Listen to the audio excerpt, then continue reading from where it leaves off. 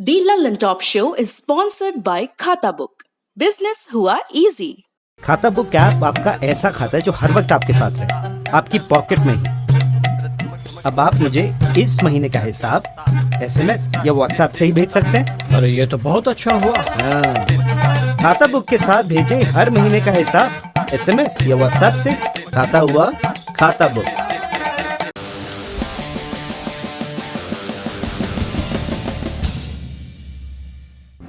Corona के आंकड़ों की अब बात कर लेते हैं।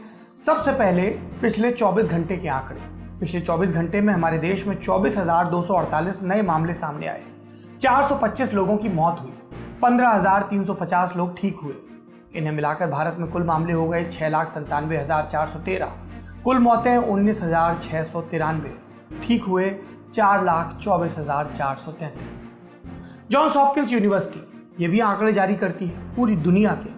इसके मुताबिक भारत अब दुनिया में कोरोना के केसेस के मामले में तीसरे नंबर पर आ गया है। अब भारत से आगे सिर्फ ब्राजील और अमेरिका है। समाचार एजेंसी ANI ने भी सूचना दी है कि 6 जुलाई 2020 की सुबह 11 बजे तक भारत में 1,04,101 टेस्ट कर लिए गए थे। 1 करोड़ एक बड़ी संख्या है। 10 मिलियन कहकर इसका उत्सव मनाया जा सकता है या फिर एक कीर्तिमान की तरह पेश किया जा सकता है। लेकिन क्या इस आंकड़े में वाकई राहत खोजी जा सकती है? इस सवाल का जवाब कुछ दूसरे सवालों को टटोलने पर मिलता है। मोदी सरकार का इस बात पर बहुत जोर है कि अमेरिका और यूरोप की तुलना में भारत में बहुत कम मामले हैं, बहुत कम मौतें हुई। ये बात 26 जून को खुद प्रधानमंत्री नरेंद्र मोदी ने कही थी। लेकिन इस दावे के लिए कोई प्रमाण नहीं दिया गया, जबकि तुलना तभी हो सकती है जब दोनों तरफ बराबर टेस्टिंग हो। माने भारत के 100 लोगों के टेस्ट और अमेरिका के 100 लोगों के टेस्ट। अगर तब ये सामने आए कि भारत में कम मरीज हैं, कम मौतें हुई, तभी मोदी सरकार के दावे की पुष्टि हो पाएगी। चूंकि दो देशों की आबादी बराबर नहीं होती, तो ये तुलना टेस्ट पर मिलियन के आंकड़े देखकर की जा सकती है। माने हर 10 लाख की आबादी पर कितने टेस्ट किए गए।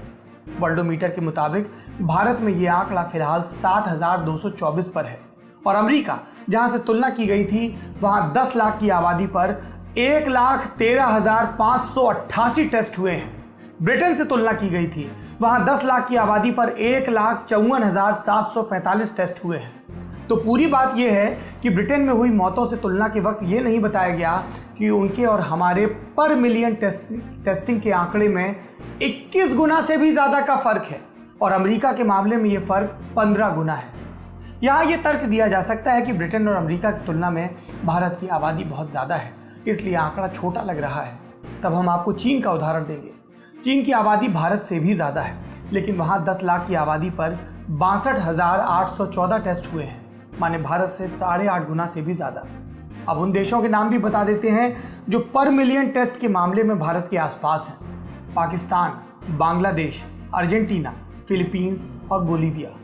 ये लिस्ट आपको बताएगी कि टेस्टिंग के मामले में हम दुनिया में किस श्रेणी में, किस पंक्ति में आते हैं।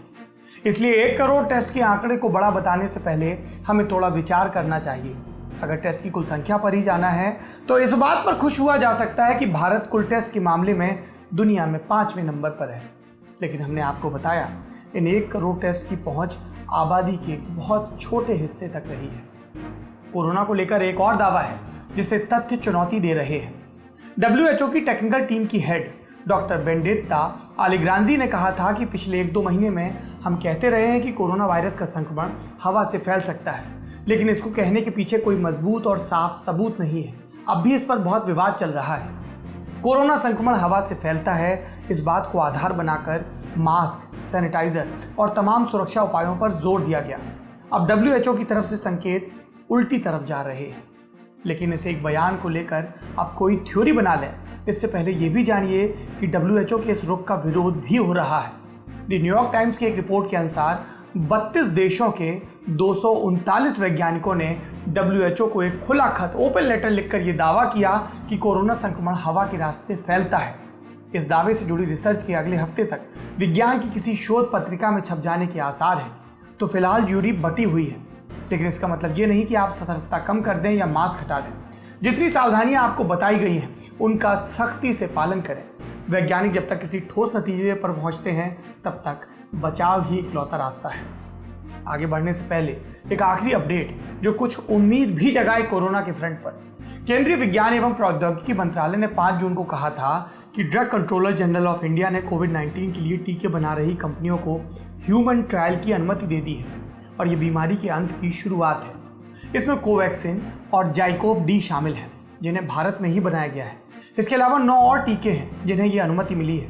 ह्यूमन ट्रायल में टीके का प्रयोग इंसानों पर होगा और देखा जाएगा कि ये ठीक असर करते हैं या नहीं। सब ठीक रहा तो सरकार टीके को बाजार में बेचने की अनुमति दे देगी। अब तक कोरोना संक्रमण हमसे एक कदम आगे रहा है। अगर ये टीके काम कर जाते हैं तो हम कम से कम उसके बराबर आकर खड़े होंगे।